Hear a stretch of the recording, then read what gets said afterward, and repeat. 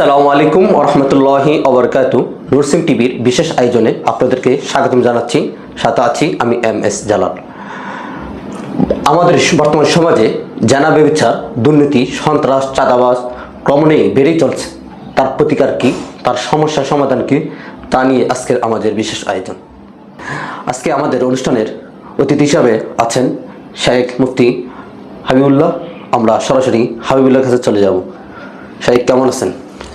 আলহামদুলিল্লাহ, আমি ভালো আছি। আপনি কেমন আছেন? আলহামদুলিল্লাহ, বেশ ভালো। প্রিয় দর্শক, আমরা কথা না বাড়িয়ে আজকে আমাদের অনুষ্ঠানের প্রথম প্রশ্নের দিকে চলে যাব।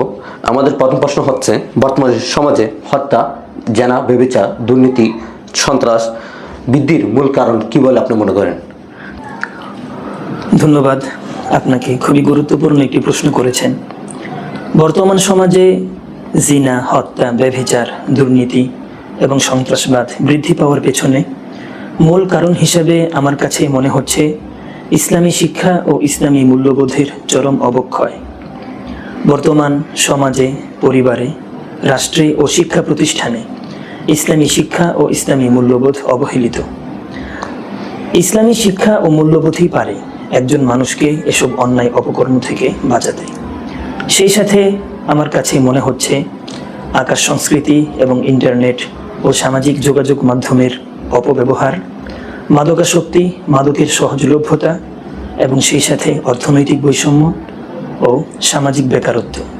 যুবকদের মাঝে বর্তমানে যে বেকারত্ব দেখা দিচ্ছে এবং যুবকেরা কাজকর্ম ফেলে যে অলস সময় কাটাচ্ছে, এসবকে আমি এসব অপরাধ বৃদ্ধির কারণ হিসেবে মনে করছি। প্রিয় দর্শক, খুবই চমৎকার সুন্দর আলোচনা ছিল। আমরা দ্বিতীয় প্রশ্ন চলে যাব। আমাদের দ্বিতীয় প্রশ্ন হচ্ছে, ইসলামের দৃষ্টিতে এই 4টি অপরাধের মধ্যে কোনো মিল রয়েছে কিনা?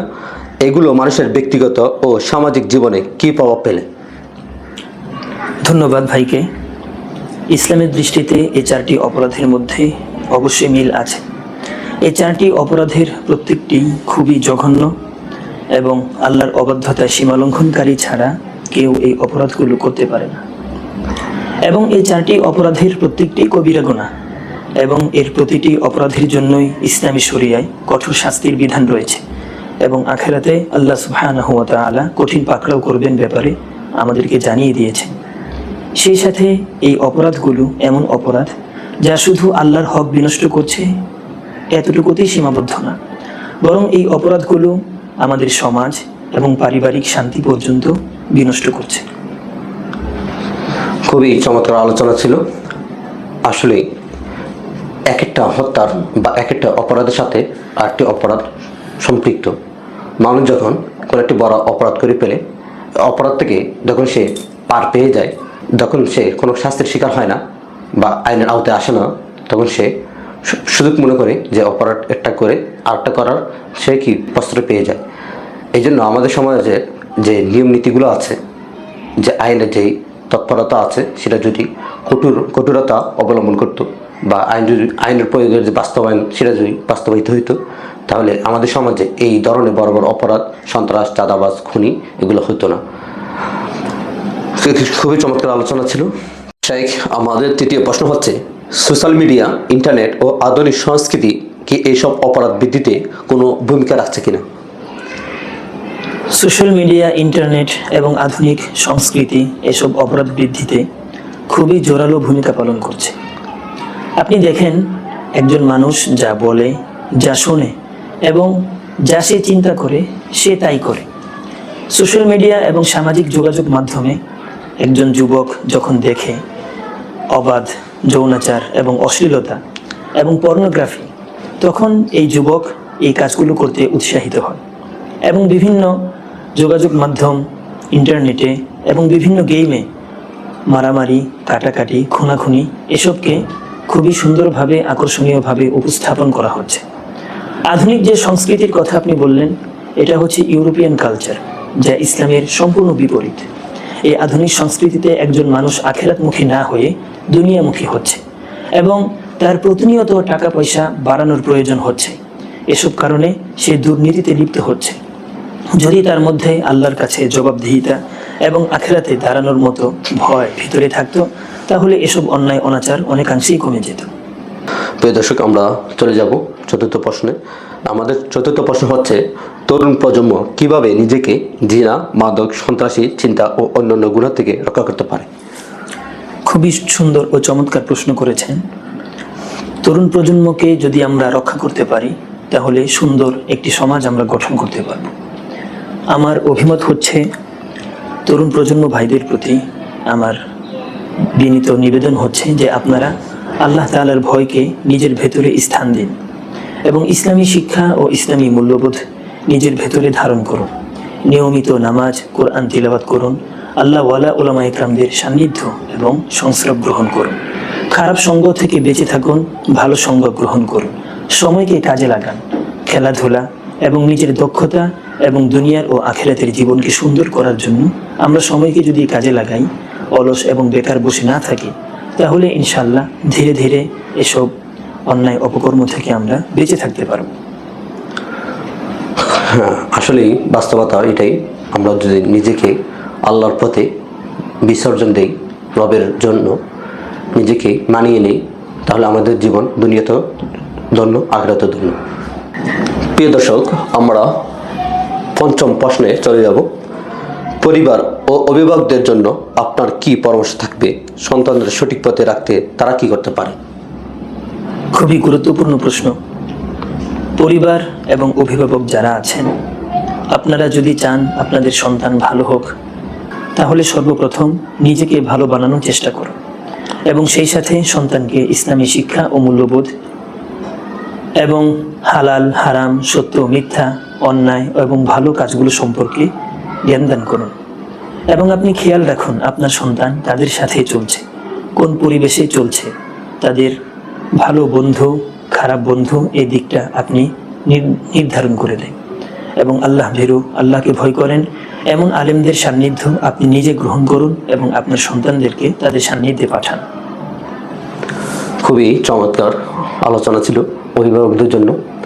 আমরা আসলে এই বিষয়গুলো যদি মাথায় রাখি, তাহলে আমাদের ছেলে সন্তান এক একটা আল্লাহর ওলি হবে, সমাজের, রাষ্ট্রের একটা আদর্শ সন্তান হবে। এই জন্য এই বিষয়গুলো আমরা খুবই যত্ন সহকারে খেয়াল রাখব। জড়িয়ে পড়েছে তাদের জন্য ইসলামের দৃষ্টিতে তাওবা বা ফিরে আসার পথ কতটুকু উন্মুক্ত? আলহামদুলিল্লাহ, যারা এসব গুনাহে জড়িয়ে পড়েছেন, ইসলামে তাদের জন্য ফিরে আসার পথ খুবই উন্মুক্ত।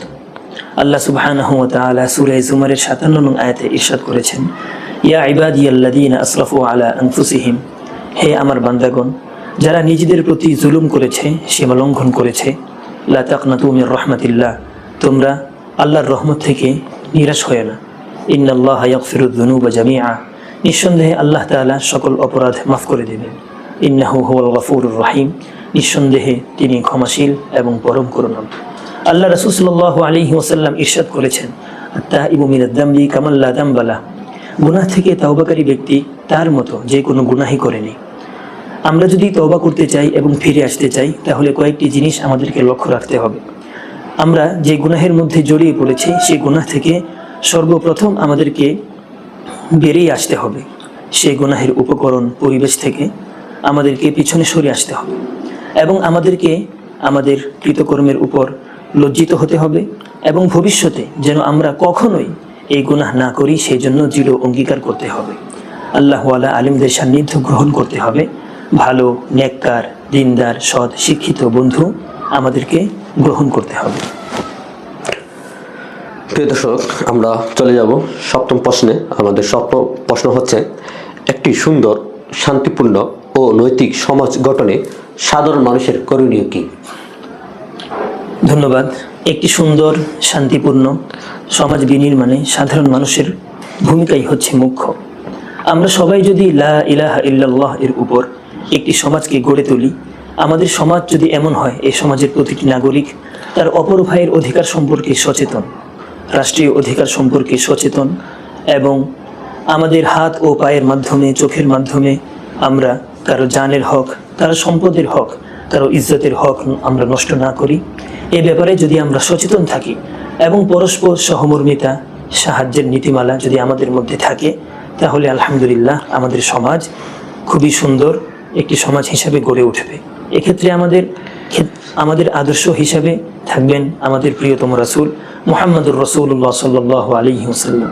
রাসূলের সিরাত ও সুন্নাহ যত বেশি আমরা অনুসরণ করব, ফলো করব এবং উলামায়ে কেরামদের সান্নিধ্য গ্রহণ করে যত বেশি আমরা ইসলামী অনুশাসন ও শিক্ষাগুলো নিজের ভেতরে ধারণ করব, ততই আমাদের সমাজ সুন্দর হিসেবে গড়ে উঠবে ইনশাআল্লাহ। প্রিয় দর্শক, আমরা সমাপনী পর্যায়ে চলে যাব। আমাদের নূরসিং টিভির দর্শকদের জন্য কিছু নসিহা করুন এবং তাদের জন্য দোয়া করুন। আলহামদুলিল্লাহ, মোহতারাম শাহজালাল ভাই, নূরসিং টিভির সম্মানিত পরিচালক, এই টিভির দর্শক অডিয়েন্স যারা আছেন তাদের প্রতি আমার বিনীত নিবেদন থাকবে যে আপনারা আল্লাহ সুবহানাহু ওয়া তাআলার সাথে নিজেদের মুআমালা ঠিক করে নিন। যদি গোপনে এবং প্রকাশ্যে আল্লাহ তাআলার সাথে আপনার মুআমালা ঠিক থাকে, তাহলে মাখলুকের সাথে আপনার মুআমালা স্বয়ং আল্লাহ তাআলাই ঠিক করে দেবে। এবং আমাদের শাহজালাল ভাই যে পরিশ্রম করছেন দ্বীনের দাওয়াত এবং হক কথা পৌঁছে দেওয়ার জন্য, যেভাবে অনবরত চেষ্টা করে যাচ্ছেন, এক্ষেত্রে আমি আশাবাদী যে আপনারা সকলেই ভাইয়ের সহযোগী হবেন এবং ভাইকে সাহায্য সহযোগিতা করবেন। আপনাদের জন্য দোয়া করি, আল্লাহ তাআলা আমাকে আপনাকে এসব অন্যায় অপরাধ, আল্লাহ তাআলার অবাধ্যতা ও সীমা লঙ্ঘন থেকে বেঁচে থাকার তৌফিক দান করুন এবং আমাদের সকলকে জাহান্নামের পথ থেকে দূরে সরে গিয়ে জান্নাতের পথে পরিচালিত হবার তৌফিক দান করুন। আমিন ও আখিরু দাওয়ানা আলহামদুলিল্লাহি রাব্বিল আলামিন। প্রিয় দর্শক, আমরা আমাদের পক্ষ থেকে, আমাদের পরিবারের পক্ষ থেকে প্রিয় শাইখকে আন্তরিক ধন্যবাদ আমাদেরকে মূল্যবান সময় দেওয়ার জন্য। আপনাকে অনেক ধন্যবাদ। প্রিয় দর্শক, পরিবার, রাষ্ট্র, সমাজ সব কিছুকে পরিবর্তন করার পূর্বে নিজেকে পরিবর্তন করতে হবে। আসুন একসাথে নিজেকে, সমাজকে, রাষ্ট্রকে, পুরো বিশ্বকে পরিবর্তনের জন্য আমরা হাত বাড়াই। সবাই ভালো থাকবেন, সুস্থ থাকবেন। আসসালামু আলাইকুম ওয়া রাহমাতুল্লাহি ওয়া বারাকাতুহু।